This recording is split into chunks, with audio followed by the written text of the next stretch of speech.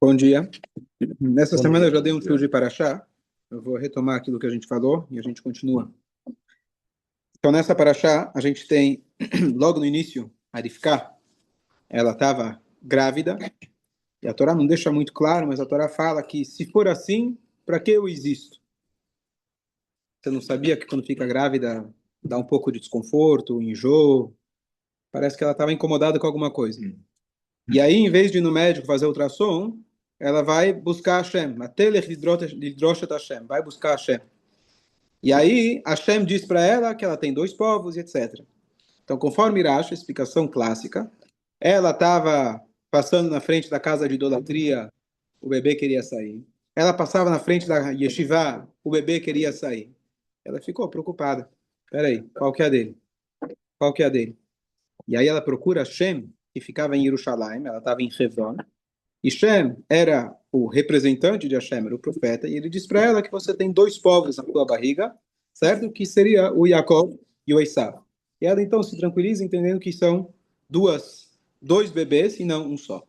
E a gente, já há vários anos, a gente explica a famosa interpretação de que isso, na verdade, somos nós. Cada um de nós, a gente tem os dois lados.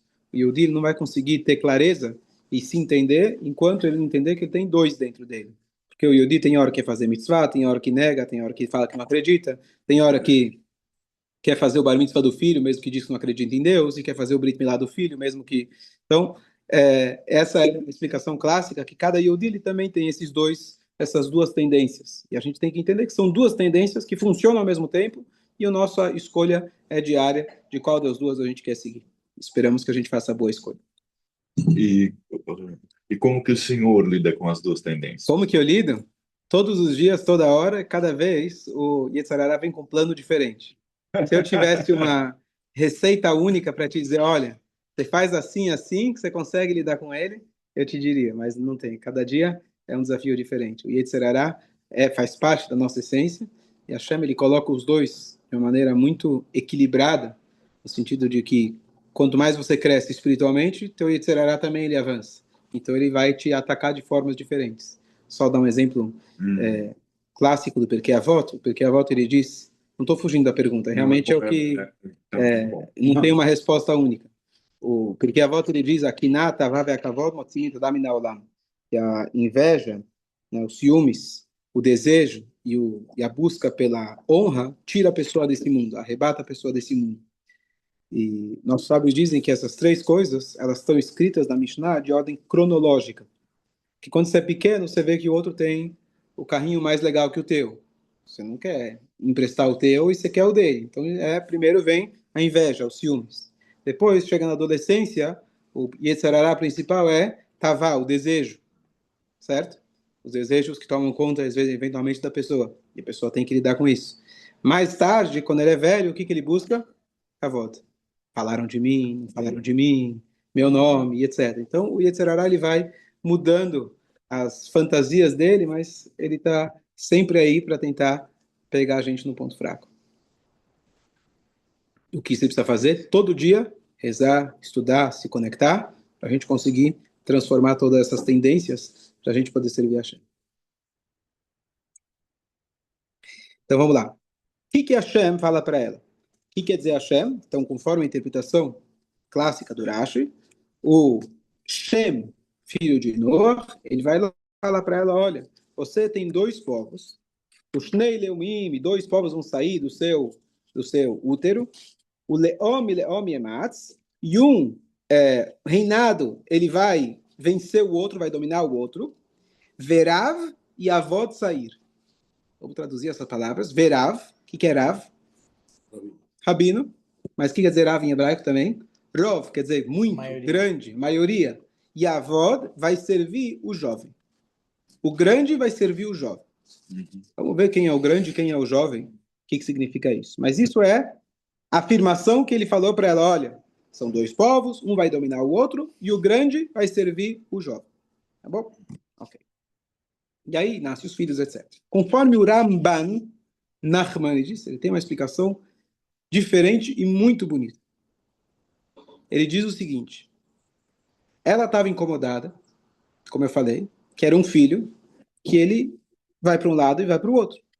que significa isso? Tem pessoas, às vezes, que eles sabem toda a teoria, estudam Torá, são grandes sábios, inclusive, mas não mudou a atitude deles. Não influenciou a maneira que eles se conduzem na vida. Aquilo que o Pirkei Avot fala para a gente, que primeiro tem que ter temor a Hashem, depois vem a sabedoria.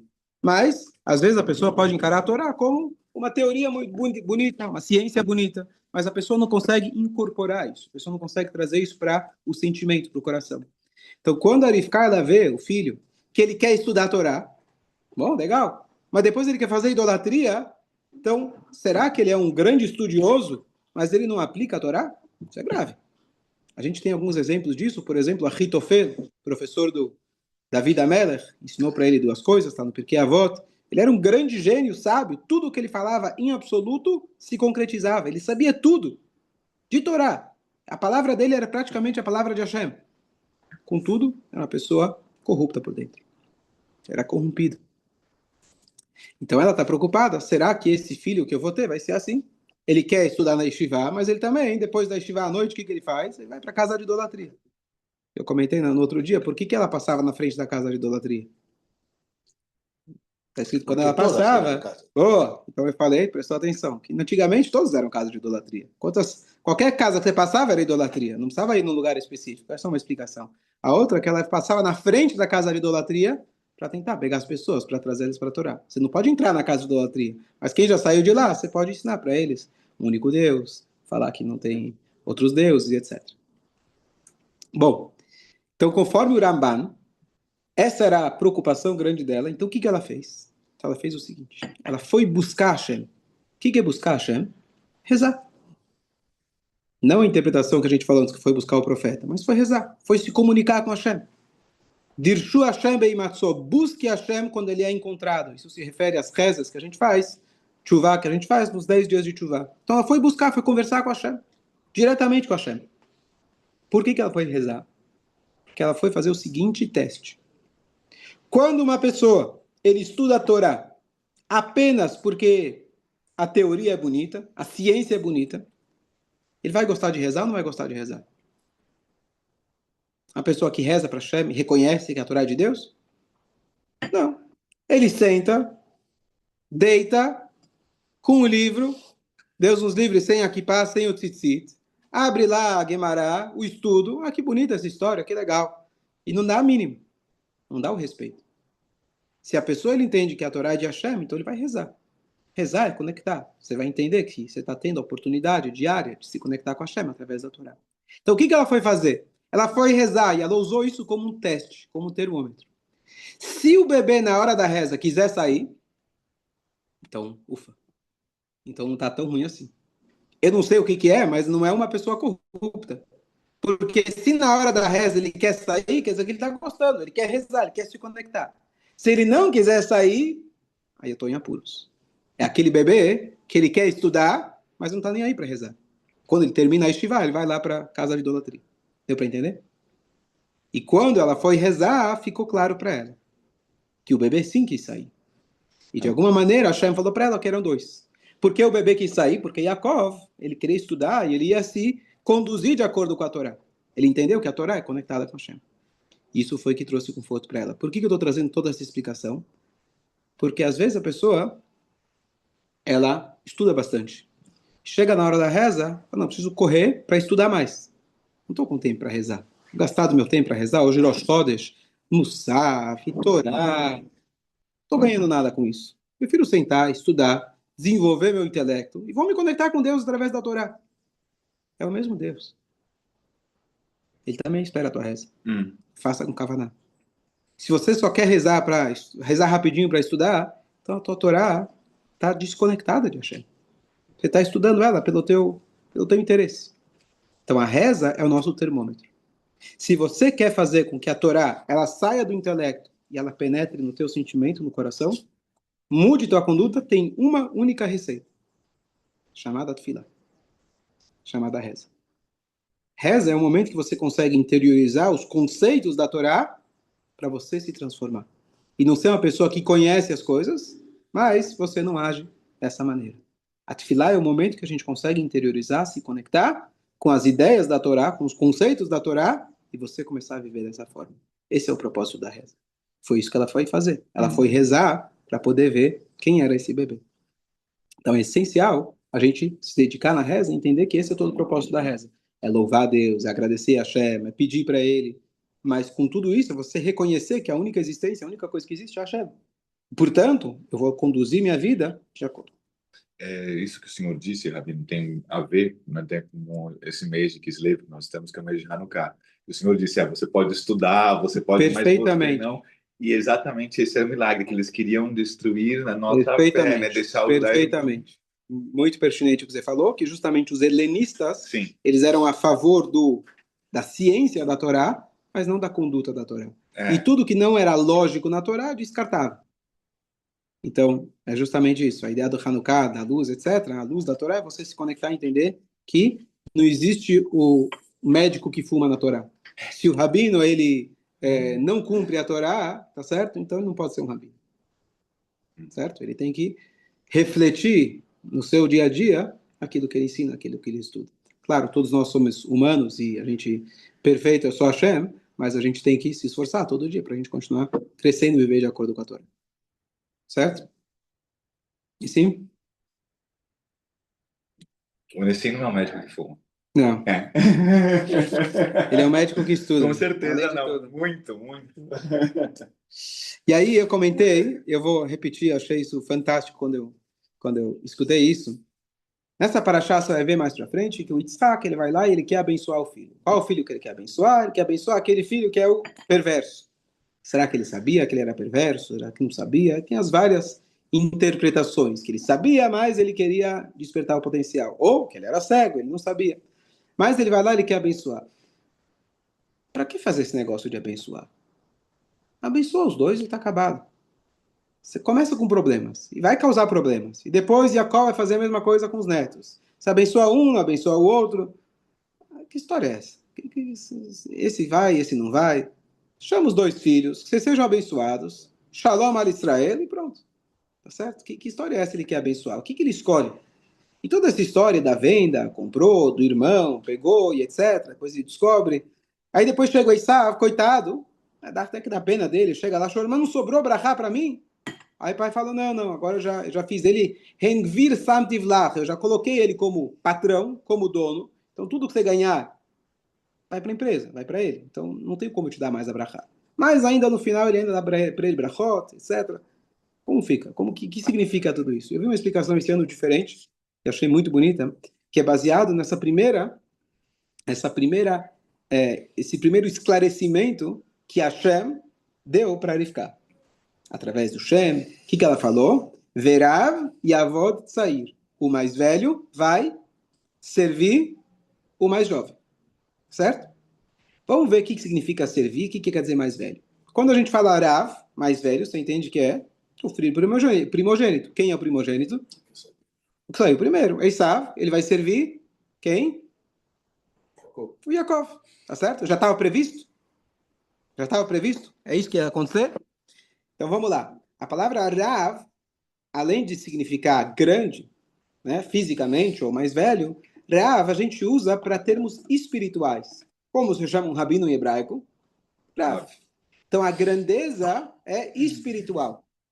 Significa que aquele que se destacar espiritualmente, ele vai estar dependente do jovem. Quem é o jovem? Aquele que é menos desenvolvido espiritualmente. Mas esse jovem, ele que vai sustentar. Então o Rav, o rabino, o grande, ainda não sei quem é quem, o grande, quem é mais avançado espiritualmente, que vai estudar, vai se dedicar a vida para o espírito, e a avó dele vai trabalhar para quem? Quem é que vai pagar o salário dele? O jovem, o tzair, o outro. Aquele que não é tão desenvolvido espiritualmente. Mas ele vai ter o quê? Dinheiro. A gente vê isso parecido com dois filhos de Yaakov. Um se dedicava mais ao trabalho, outro se dedicava mais ao estudo. E um sustentava o outro. E tá tudo bem. Quem está servindo quem? Quem está estudando, está trabalhando, entre aspas, para aquele que está pagando o salário dele. Tá certo? Ok. Então, o que acontece? Logo que eles nascem, você já começa a ver quem é quem. Tá certo? Quem é O estudioso, Yaakov. Quem é o homem do campo? O Esav. Tá certo? Teoricamente, quem tem que pagar agora o salário de quem? Então, você quer ir para o campo? Tudo bem. Você vai para o campo, você caça, ganha dinheiro, vende e você sustenta o Yaakov. Muito bom. Chega um dia, o Yaakov ele tá lá jantando, tá almoçando lá aquela sopa de lentilhas. E de repente chega o irmão dele. O que o irmão vira e fala para ele? Eu tô com fome, eu quero que você me dê. Eu quero que você me sustente. Opa, peraí, não tô entendendo. Quem tem que sustentar quem?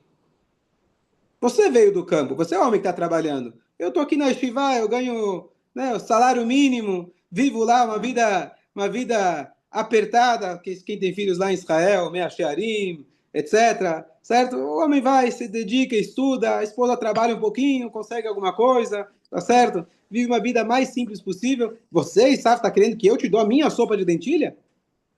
Peraí, então vamos trocar. Então eu quero também, se você quer que eu assuma o teu papel, então você precisa agora, eu quero também ter as tuas brachot. Essa é a interpretação da Guimarães. Não é da Guimarães, é um comentarista, não é a interpretação clássica. Tá. E aí ele estava, sabe o quê? Tudo bem, fica com você. Não quero, eu quero a dentilha agora, estou preocupado com a dentilha. Então o que acontece? A sopa de lentilhas, o que seria, Rabino? A sopa de dentilha, a explicação é que o Avraham Avinu tinha falecido naquele dia. Ah. E então, quando alguém falece, Deus nos livre, você come coisas redondas, que significam uma das interpretações, o ciclo da vida, ou que é redondo significa não tem nenhuma sobressaliência, que é como a pessoa que está de luto, Deus nos livre, endopere, não tem uma boca. Significa que ele não fala, não pode nem cumprimentar a pessoa, ele não tem o que falar, etc. Então, essa é a explicação clássica por que ele estava comendo isso. Certo? Sim. E aí, passa os anos, e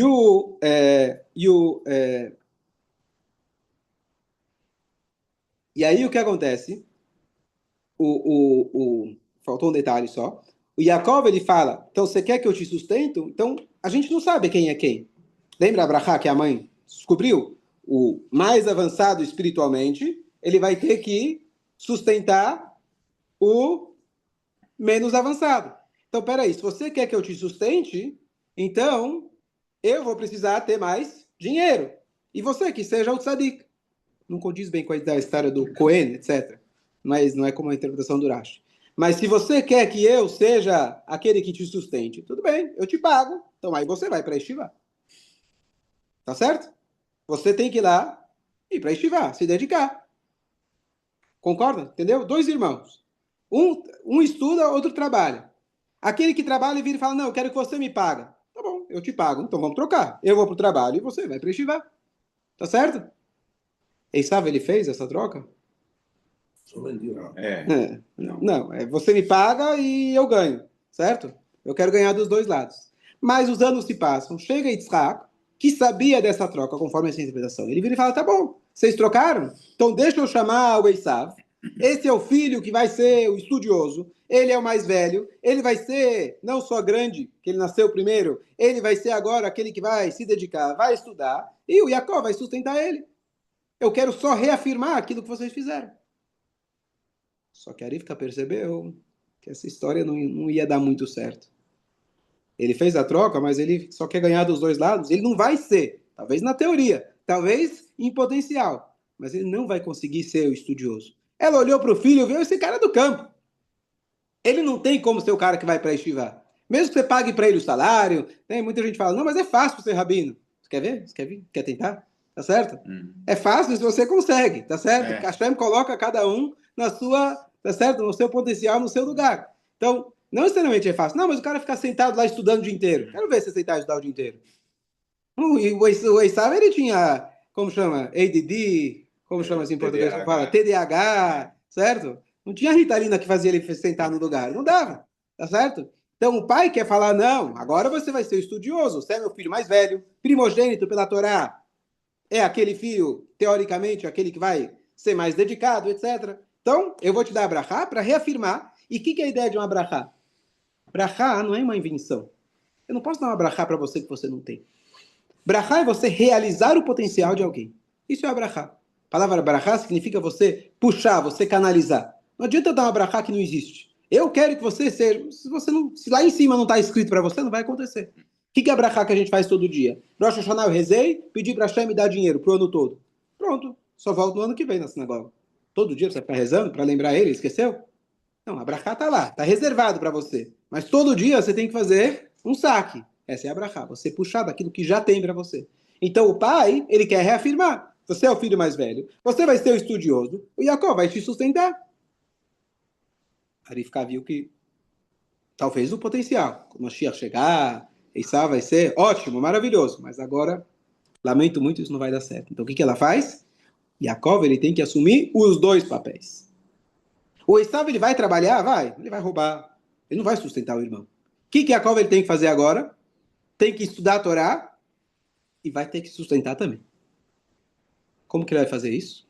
A mãe veste nele as roupas do caçador. O Yaakov, ele tem que agora assumir os dois papéis. E é isso que acaba acontecendo. Ela enxergou que o pai queria realizar o potencial do filho seria mal aproveitado. Então, o que acontece no final? Aquilo que, teoricamente, o mais velho, que ele seria avançado, etc., o Yaakov ele é obrigado a assumir os dois papéis.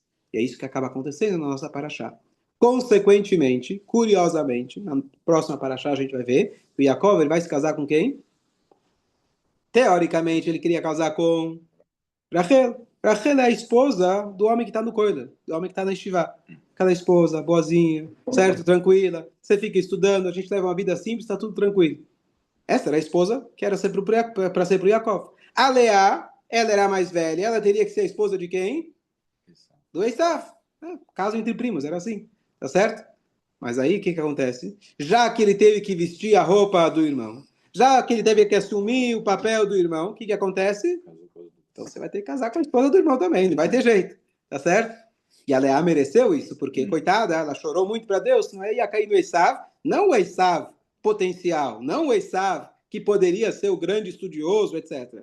Ela ia cair na mão do Esav. Então ela chorou para Deus. E Arifká também, a mãe, a sogra, já enxergou que o Esav não seria o Esav. Então Hashem fez com que Yaakov ele se casasse com essas duas irmãs. Então, enquanto o Mashiach não chegou, Yaakov ele tem que assumir essas duas partes. Eu tenho que ser aquele que estuda a Torá, mas eu também tenho que vestir, às vezes, a roupa do Esav.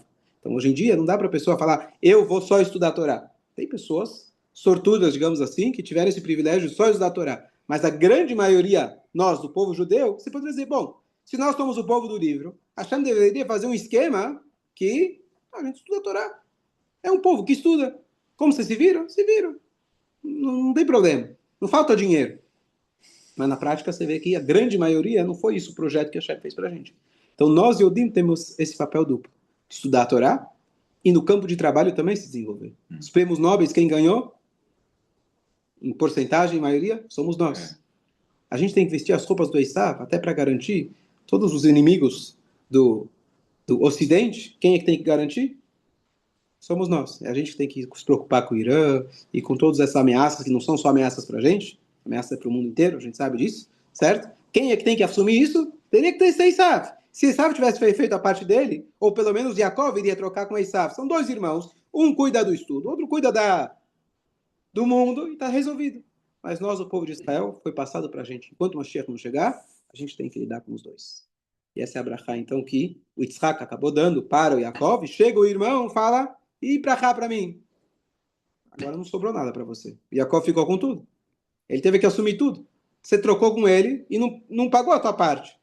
O fundamento não tem muito o que te dar. Então ele deu o brachot para ele, etc. Mas o grosso, o miolo, ficou para o povo de Israel. Qual que é a mensagem, Celso? Trabalhe e estude. Trabalhe e estude. Ou estude e trabalhe. Estuda, trabalha, estuda de novo. Para você conseguir estudar, você tem que trabalhar. Para você trabalhar, você tem que estudar. Pô. Nós estamos falando aqui não só o estudo para você poder ir na faculdade para trabalhar, mas o estudo de Torá. É o que garante que durante o teu trabalho você vai ter sucesso, certo? E a gente sabe, você vai estudar mais Torá, você vai conseguir em menos tempo aquilo que você precisa. E o Yudi todo dia ele vai precisar estudar Torá de manhã, de tarde, de noite, mas pelo menos de manhã e de noite. Na loja você pega o Salmo, Ó, Elim, aí você faz o Yetzer Hará trabalhar, Aí ele vem, aí o ele cliente vem vem. o cliente para você parar de ler o Exatamente, exatamente. Então, você começa a estudar a Torá, boa. Você que foi lojista há muitos anos, né? Você sabe. Difícil isso, viu? Se não é mesmo, então, se não entra cliente, o que você faz? Abre o Teilim. O Yetzer Hará não quer que você estude. Então, quem vai mandar cliente, tá certo? Então, manda cliente, aí você... Tem uma história clássica disso, que chegou um cara, ele era lojista, e aí ele, muito sucesso, ele faleceu, o filho assumiu e dava tudo errado. E o filho era dedicado. Até que ele foi se aconselhar, ele falou, olha, teu pai, quando ele estava na loja e não tinha cliente, ele abria o livro para estudar a Torá. Aí aparecia cliente. Você fica esperando entrar cliente, esperando, não vem ninguém. Você tem que abrir o livro de Torá para funcionar. Então, esse é o papel nosso duplo que a gente tem. A gente tem que trabalhar, faz parte, e a gente tem que estudar a Torá. Yaakov, hoje, temos os dois papéis. A gente assumiu os dois papéis, e essa é a história por trás da nossa paraxá. Cada Yehudi, voltando ao início, a gente tem esses dois lados. Uma pergunta clássica, 2 minutos, falar rapidamente. Como que o bebê, já no útero da mãe, ele já queria sair fazer idolatria? Bom, então ele não teve escolha. Ele não teve escolha. A gente não acredita que a Hashem dá escolha para cada um? Um já quer estudar a Torá, o outro já quer fazer idolatria? Bom, então, cadê a escolha? E a resposta é que ele tinha tendência muito forte de idolatria. Não quer dizer que ele tinha que fazer idolatria. Ele tinha todas as ferramentas suficientes, a Hashem deu para ele, para que ele canalize essa tendência dele para que seja o homem do campo, que ele vai conquistar, que ele vai transformar, que ele vai sair na rua e ele vai juntar as pessoas e vai trazer eles para o caminho de Hashem. Ele tinha tendência forte, ele tinha que usar ela para isso. Então, se o Esav realizasse isso, materializasse isso, ele seria maior, provavelmente, do que o próprio Yaakov. Mas, enquanto isso não aconteceu, nós temos que usar essas duas tendências nossas, que nós temos, assim como ele sentiu que ela tinha seus dois lados, nós temos agora uma pessoa só. Como ela pensou, lembra no começo? Ela pensou que era um só. Acabou sendo que é um só. O Yaakov, ele tem que agora lidar com esses dois lados. Yetzer Tov e Yetzer Hara. E só para lembrar, um detalhe que eu não falei, de que a cabeça do Esav foi enterrada junta lá em Marat Marpelá. Porque lembra que eu falei, a cabeça dele, ele estudou na mesma estivá. O pai mandou os dois filhos da mesma estivá, os mesmos professores. Não tinha uma informação que o Esav sabia que o irmão não sabia. Desculpa, que o irmão sabia e o Esav não sabia. Ele sabia tudo. Só que a cabeça dele estava cortada da conduta dele. E aqui vem a nossa lição, então, entre os dois comentários que eu fiz. Tanto lá do início, da pessoa que estuda e não aplica, estuda, a pessoa que estuda e não transforma os seus sentimentos, tanto com a história de que Jacob ele assumiu os dois papéis, significa que nós temos que fazer essa integração. Intelecto, coração. Estudo, prática. Estudo, trabalho. Esse é o Yehudi. É muito difícil esse papel. Seria muito mais fácil se fosse só estudar. Você é judeu? Estuda a Torá. Como você vai sustentar? Tudo bem, você vai ganhar um salário mínimo, Deus dá um jeito, pronto, resolvido. Não, Deus quer que você estude. Depois você tem que se preocupar com o trabalho. Aí você está no trabalho, não, mas eu preciso correr para estudar. E aí a gente fica mexendo. Certo? No meio do dia, especialmente estava agora no hemisfério norte, Estados Unidos, 4h20 da tarde, Minha. Peraí, cara, fui pro escritório às 9, tá certo? Depois da reza, depois do estudo, 4h20, você quer que eu faça Minha? Tá bom, fazer Minha no escritório com o Minyan, tá bom?